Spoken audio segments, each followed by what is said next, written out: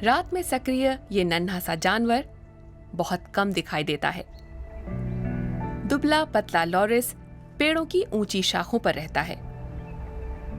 बंदरों की तरह वे एक डाल से दूसरी डाल पर नहीं कूदते, बल्कि आहिस्ता आहिस्ता और सावधानी से चलते हैं।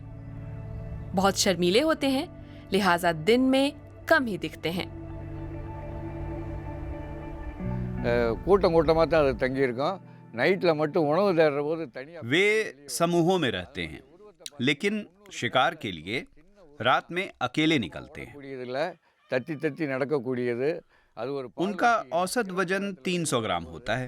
அந்த அது तेज नहीं दौड़ते, வருது தண்ணி குடிக்கிறது बल्कि मैं कहूँगा कि बहुत सोच विचार कर बढ़ते हैं। கிராஸ் பண்ணி வெளியே कभी रात में भोजन या पानी के लिए नीचे उतरते हैं और सड़क पार करते हैं, போகிற போது तो अंधेरे में बहुत से ड्राइवर उन्हें देख ही नहीं पाते।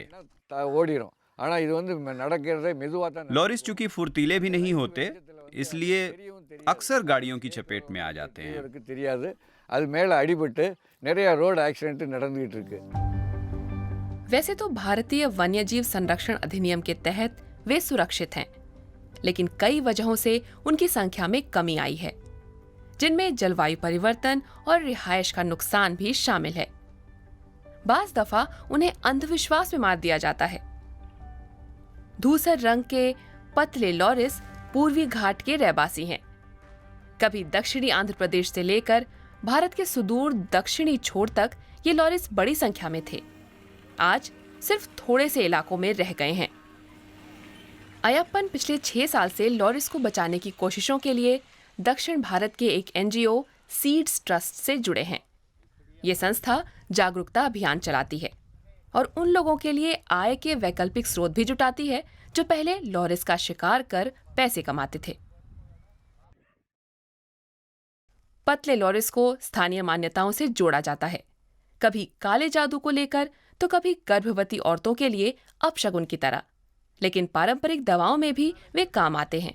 इसीलिए वर्षों से उनका शिकार होता आया है।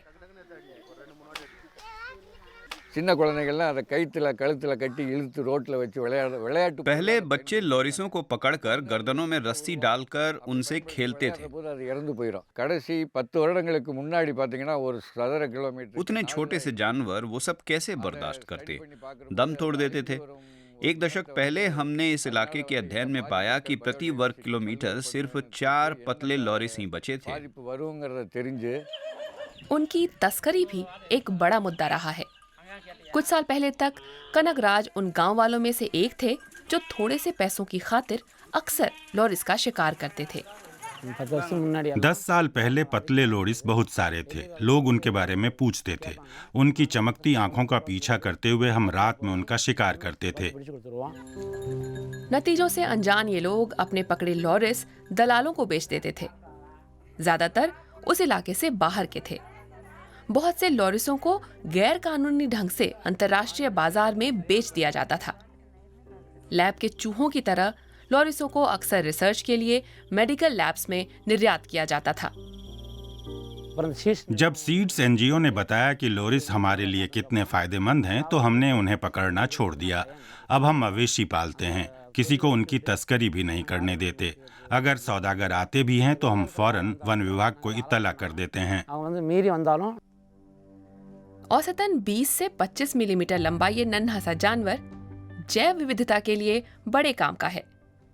नए किस्म के फूलों का रस पीने वाले लॉरिस यहाँ से वहाँ फूलों के पराग और पौधों के बीज फैलाते हैं। इस तरह नए नए फूल पौधे उगते रहते हैं। सीड्स ट्रस्ट की कोशिशों से अय्यालूर संरक्षित वन अब एक अभयारण्य बन चुका है। आसपास के गांवों को मिलाकर 8000 एकड़ से ज्यादा का यह इलाका लॉरिस का एक सुरक्षित ठिकाना है। जिले की औरतें भी इसमें अहम भूमिका निभाती हैं। संरक्षण कार्यक्रम की वे एक तरह से रीढ़ हैं। रोजी रोटी के लिए वे जंगल की उपज पर निर्भर रहती हैं। पिछले कुछ सालों के दौरान इलाके की करीब 50 महिलाएं सैकड़ों पेड़ पौधे लगा चुकी हैं। भूजल का स्तर बढ़ा है और उनके नन्हे दोस्तों के लिए एक बड़ा झुरमुट भी तैयार हो गया है। आज अय्यालूर की महिलाएं भी टिकाऊ पैदावार के तरीकों के बारे में अच्छी तरह ट्रेंड हैं। पहले हम सारी भटकटैया चुनकर ले आते थे।